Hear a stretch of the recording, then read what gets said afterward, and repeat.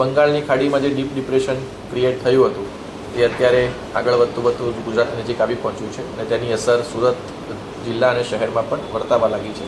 વહેલી સવારથી સુરત જિલ્લા અને શહેરમાં વરસાદ વરસી રહ્યો છે અને તેની તીવ્રતા ધીરે ધીરે વધવાની છે. આગામી 24 થી 48 કલાક દરમિયાન આ જે વરસાદ છે તે ભારેથી અત્યંત ભારે વરસાદ સુરત જિલ્લા અને શહેરમાં થવાનો છે. એથી તકેદારીના ભાગરૂપે આમ તો ગઈકાલથી જ તમામ ટીમોને સાવચેત કરી દેવામાં આવી છે. તમામ તાલુકા વિકાસ અધિકારીશ્રી, મામલતદારશ્રી, પ્રાંત અધિકારીશ્રી તમામને આ બાબતે એલર્ટ કરવામાં આવ્યા છે. સુરત મહાનગરપાલિકાની ટીમ પણ છેલ્લા 2 દિવસથી એલર્ટ મોડ ઉપર જ છે અને માનનીય કમિશનરશ્રી દ્વારા પણ તેમની સતત મિટિંગ લઈને તેમને પણ સાવચેત કરવામાં આવેલા છે. આજે વહેલી સવારથી જે વરસાદ શરૂ થયો છે તે બાબતે આજે વહેલી સવારથી તમામ અધિકારીઓને ફરીથી સચેત કરવામાં આવ્યા છે અને નીચાણવાળા વિસ્તારમાંથી લોકોને સ્થળાંતર કરીને સેફ સ્થળે લઈ જવા માટેની તમામને સૂચના આપવામાં આવી છે. આપણા જે આશ્રય સ્થાન જે છે તેને પણ આપણે તૈયાર કરવામાં આવ્યા છે અને ત્યાં પણ લોકો આશ્રય મેળવી શકે છે.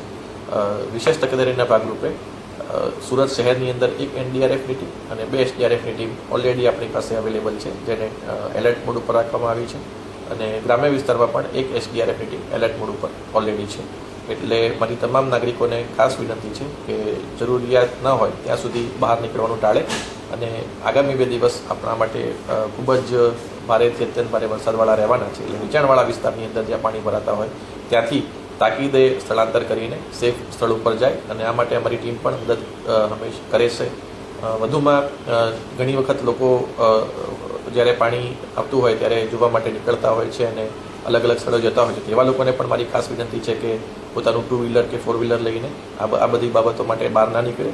વરસાદ જ્યાં વધારે વરસતો હોય અથવા તો જ્યાં નીચાણવાળા રસ્તા હોય ત્યાં ઓવરટોપિંગના કારણે પણ ઘણી વખત પાણીના વહેણ આવવાની શક્યતા હોય છે. તેથી આપણે સાવચેતી રાખી અને અકસ્માત નિવારવા માટે આ પ્રકારની જે એક્શન્સ છે એને ના કરીએ.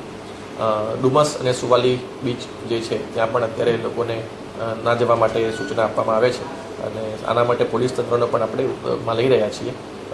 છેલ્લા 2 દિવસથી આમ તો આપણી સમગ્ર ટીમ આ માટે કાર્ય કરી રહી છે, પણ આગામી 2 દિવસ છે ખૂબ જ આપણા માટે ભારે વરસાદના રહેવાના છે. તેથી મારી તમામ નાગરિકોને ફરીથી નમ્ર વિનંતી છે કે નીચાણવાળા વિસ્તારમાંથી તાકીદે સ્થળાંતર કરીને ઉપરના વિસ્તારમાં જાય અને શક્ય હોય ત્યાં સુધી જરૂરિયાત ન હોય ત્યાં સુધી બહાર નીકળવાનું ટાળે.